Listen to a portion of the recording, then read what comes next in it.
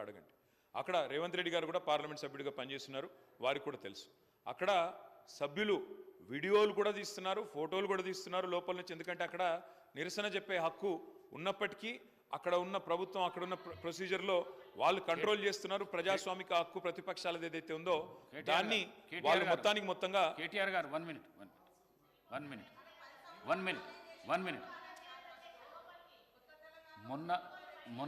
మొన్న హాల్లో తీసిన వీడియో ఏదైతున్నదో మీకు మేము పంపిస్తాము.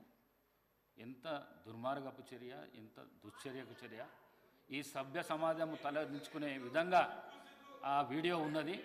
ఆ వీడియోను పంపిస్తాం, మీరు చూసినాక మీరు మాట్లాడండి.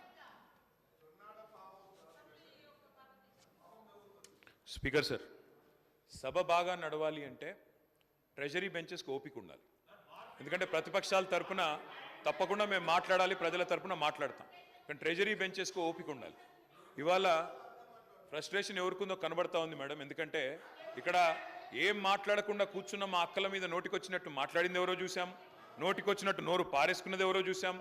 ఆ తర్వాత కూడా మేము ఇక్కడ నుంచి పోయిన తర్వాత కూడా నోటికొచ్చినట్టు మళ్ళీ దూషించింది ఎవరో చూసాము.